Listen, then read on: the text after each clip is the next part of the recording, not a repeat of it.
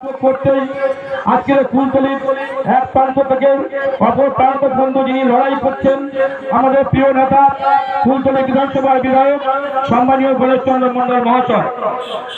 প্রথমে সময় সংকীর্ণের জন্য আমরা আমাদের অনেক কাজ রাস্তা উদ্বোধন করতে হবে, তাই আমি আজকের এই যে আজকের আনুষ্ঠানিকভাবে যে উদ্বোধন করবো যে রাস্তা, এই উদ্বোধন অনুষ্ঠানের প্রথম বক্তা সম্মানীয় গণেশ চন্দ্র মন্ডল মহাশয়, তিনি আপনাদের সামনে কিছু বলবেন।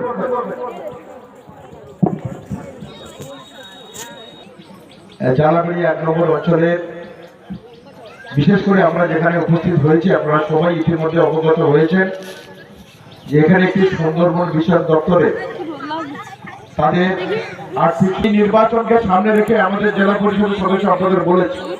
আমি এখানে আপনাদের কাছে বলতে চাই, নির্বাচনের জন্য নির্বাচন করতে হবে, রাজনীতি করতে হবে এটা নয়।